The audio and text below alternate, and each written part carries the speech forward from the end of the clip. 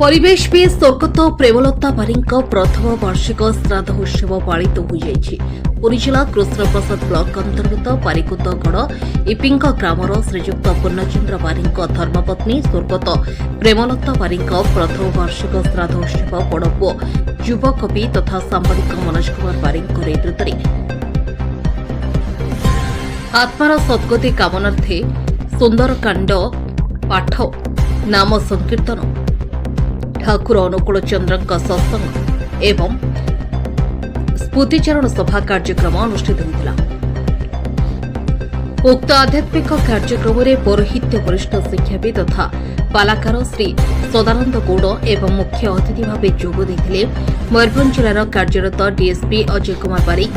ସମ୍ମାନିତ ଅତିଥି ଭାବେ ପ୍ରାକ୍ତନ ଅଧ୍ୟକ୍ଷ ଶ୍ରୀଯୁକ୍ତ ନୀଳକଣ୍ଠ ତ୍ରିପାଠୀ, ଅବସର ସେନା ଅଧିକାରୀ କାଳନ୍ଦୀ ଚରଣ ବାରିକ, ପ୍ରାକ୍ତନ ଶିକ୍ଷକ ନିରଞ୍ଜନ ବିଶ୍ୱାଳ, ନିର୍ମଳ ରଣସିଂ, ରବୀନ୍ଦ୍ର ବାରିକ ଏବଂ ମୁଖ୍ୟ ବକ୍ତା ଭାବେ ଆମ ପୁସ୍ତକମେଳା ସମ୍ପାଦକ ଶ୍ରୀ ବିଷ୍ଣୁ ପ୍ରସାଦ ଦଳେଇ ଯୋଗଦେଇ ସ୍ୱର୍ଗତ ପ୍ରେମଲତା ବାରିକଙ୍କ ସୁଗୁଣ ଗାନ କରିଥିଲେ ଏବଂ ସ୍ଥାନୀୟ ପାରିକୁଦ ଅଞ୍ଚଳର କବି କବୟିତ୍ରୀମାନଙ୍କୁ ନେଇ ମାତୃତ୍ୱର ସ୍ନେହ ଉପରେ କବିତା ପାଠ କରିଥିଲେ। ଉପସ୍ଥିତ କବିମାନଙ୍କ ମଧ୍ୟରେ ଶରଚନ୍ଦ୍ର ବାରିକ, ପ୍ରେମଚାନ୍ଦ ପାତ୍ର, ରାଧାଶ୍ୟାମ ବିଶ୍ୱାଳ, ବିଦ୍ୟାଧର ପ୍ରଧାନ, କାଶୀନାଥ ଜେନା, ବାବୁଲି ନାୟକଙ୍କ ସମେତ 20ରୁ ଉର୍ଦ୍ଧ୍ୱ କବିମାନଙ୍କୁ ନେଇ କବିତା ପାଠ କରାଯାଇଥିଲା। ତତ୍ସହିତ ପାରିକୁଦ କଳାକୃତି ଅନୁଷ୍ଠାନ ପକ୍ଷରୁ କୃଷ୍ଣପ୍ରସାଦ ବ୍ଲକ ଅଞ୍ଚଳରେ ଥିବା 10ରୁ ଉର୍ଦ୍ଧ୍ୱ ସାମ୍ବାଦିକମାନଙ୍କୁ ଅନୁଷ୍ଠାନର ପ୍ରତିଷ୍ଠାତା ଓ ସମ୍ପାଦକ ମନୋଜ କୁମାର ବାରିକଙ୍କ ଦ୍ୱାରା ଉପସ୍ଥିତ ଅତିଥିମାନଙ୍କ ଗ୍ରହଣରେ ଉତ୍ତରୀୟ ଓ ମାନପତ୍ର ଦେଇ ସମ୍ବର୍ଦ୍ଧିତ କରାଯାଇଥିଲା।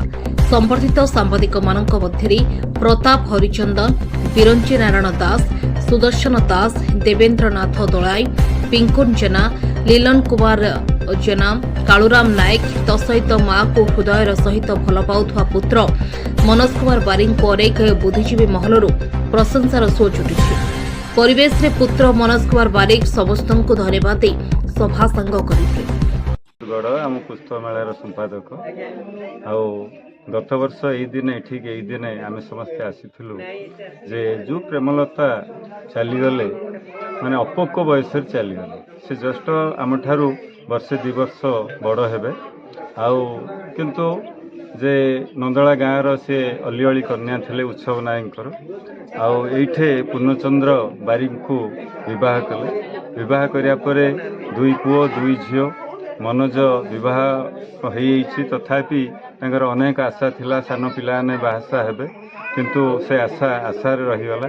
ଯେମିତି ଭଲ ଜିନିଷରେ ପୋକ ଲାଗେ ଠିକ୍ ସେଇଭଳି ଭଲ ମଣିଷମାନଙ୍କୁ ଭଗବାନ ନେଇଯାଆନ୍ତି। ମୁଁ ଆଶା କରୁଛି ସେ ତ ଭଗବାନଙ୍କ ପାଖକୁ ଚାଲିଗଲେଣି, ତାଙ୍କର ଅମର ଆତ୍ମାର ସଦ୍ଗତି କାମନା କରୁଛି। ଆଉ ଆଜି ଆମ ପୁସ୍ତକ ମେଳା ଅଜୟ ବାବୁ ଆସିଛନ୍ତି ଆଉ ନୀଳକଣ୍ଠ ସାର୍ ଅଛନ୍ତି, ସମସ୍ତଙ୍କୁ ଧନ୍ୟବାଦ ଦେଉଛି ଏ କାର୍ଯ୍ୟକ୍ରମରେ ଯୋଗ ଦେଇଥିବାରୁ। ଧନ୍ୟବାଦ। ପ୍ରାକ୍ତନ ଅଧ୍ୟକ୍ଷ ଏ ଗାଁର ଜଣେ ସଭ୍ୟ ଆଜି ମନୋଜଙ୍କ ମାଆଙ୍କର ପ୍ରଥମ ବାର୍ଷିକ ଉତ୍ସବ। ତାଙ୍କର ବାର୍ଷିକ ଉତ୍ସବରେ ଆଜି ମନୋଜଙ୍କ ଦ୍ୱାରା ଏଠି ସ୍ମୃତି ସଭାର ଆୟୋଜନ କରାଯାଇଛି ଏବଂ ତାଙ୍କ ମାଆ ଜଣେ ଅତ୍ୟନ୍ତ ସରଳ ଅମାୟିକ ଏବଂ ସମସ୍ତଙ୍କ ହୃଦୟକୁ ଜାଣିପାରୁଥିବା ଜଣେ ନାରୀ ଥିଲେ। ସମସ୍ତଙ୍କ ପାଇଁ ମାଆ ଥିଲେ। ମନ୍ଦିର ଘରେ ତାଙ୍କର ପଣତକାନି ଘୋଡ଼େଇ ସେ ସମସ୍ତଙ୍କ ପାଇଁ ଆଶୀର୍ବାଦ ଇଚ୍ଛା କରୁଥିଲେ। ତାଙ୍କର ବିୟୋଗରେ ତାଙ୍କର ପରିବାର ଅତ୍ୟନ୍ତ ହୃଦୟ ସ୍ପର୍ଶୀ ଏବଂ ମମତାର ଅଭାବ ଅନୁଭବ କରିଛନ୍ତି ଏବଂ ମନୋଜଙ୍କ ଦ୍ୱାରା ଆଜି ଆମ ପୁସ୍ତକ ମେଳା ମାଲୁଦୁର ଉଦ୍ୟମରେ ଏଠି ଗୋଟେ କବିତା ଆସର ହୋଇଛି, ଯେଉଁଠି ଆଜି ଆମର ଏଡିପିଓ ବାରିକ ସାର୍ ଯୋଗ ଦେଇଛନ୍ତି ମୁଖ୍ୟ ଅତିଥି ଏବଂ ଏହି ସଭାରେ ଯେହେତୁ ତାଙ୍କ ଭଳି ଜଣେ ଧର୍ମପରାୟଣ ମହିଳା ଏବଂ ସିଏ ଜଣେ ଅତ୍ୟନ୍ତ ଆମାୟିକ ପ୍ରକୃତିର ମାଆ ଥିଲେ, ତାଙ୍କର ବିୟୋଗରେ ଅକାଳ ବିୟୋଗରେ ସମସ୍ତେ ମର୍ମନ୍ତୁଦ ଏବଂ ମର୍ମାହତ ମଧ୍ୟ। ସେଇଭଳି ବସଂସ ଜନ୍ନାନି ଯଥା ବିହାୟ ନବାନି ଗୁଣ୍ଣାତି ନରୋପରାଣୀ ତଥା ଶରୀରାଣୀ ବିହାୟ ଜନ୍ନା ଏନାନି ସନ୍ଧ୍ୟାତି ନବାନି ଦେଇ।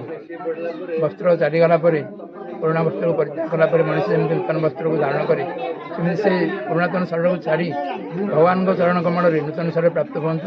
ଏତିକି ଆମ କାମନା ତାଙ୍କ ପାଇଁ, ସମସ୍ତଙ୍କର କାମନା ତାଙ୍କର ଅମରାତ୍ମା ସଦ୍ଗତି ହଉ। ଧନ୍ୟବାଦ। ଆପଣଙ୍କ ପରିଚୟ ଅଜୟ କୁମାର ବାରିକ, ମୋ ଘର ଇପିଙ୍ଗ। ମୁଁ ବର୍ତ୍ତମାନ ମୟୂରଭଞ୍ଜ ଜିଲ୍ଲାରେ ଡିସି ଭାବେ କାର୍ଯ୍ୟରତ ଅଛି। ଏ ତ ଆମର ଯେଉଁ ମନୋଜ ଭାଇଙ୍କର ପ୍ରୋଗ୍ରାମରେ ଆପଣ ଯେଉଁ ମନ୍ତବ୍ୟ ଦେଲେ ଆପଣ କିଛି କୁହନ୍ତୁ। ଆଜି ମନୋଜ ବାରିକ ଯିଏ ମୋର ଭାଇ ହେବ, ତାଙ୍କ ମାଆଙ୍କର ପ୍ରଥମ ଶ୍ରାଦ୍ଧବାର୍ଷିକ। ମାଇଁ ଥିଲେ ପ୍ରେମଲତା ବାରିକ। ତେବେ ଠିକ୍ ଆଜକୁ ଏହି ଦିନରେ ତାଙ୍କର ନିଧନ ହୋଇଥିଲା, ସେ ତାଙ୍କର ଦେହାନ୍ତ ହୋଇଥିଲା। ତେଣୁ ନିୟମ ଅନୁସାରେ ଆମେ ତାଙ୍କର ଆଜି ପ୍ରଥମ ଶ୍ରାଦ୍ଧବାର୍ଷିକକୁ ପାଳନ କରୁଛୁ। ସେଥିପାଇଁ ଆମେ ପ୍ରଥମେ ନାମ ସଂକୀର୍ତ୍ତନ ହୋଇଥିଲା।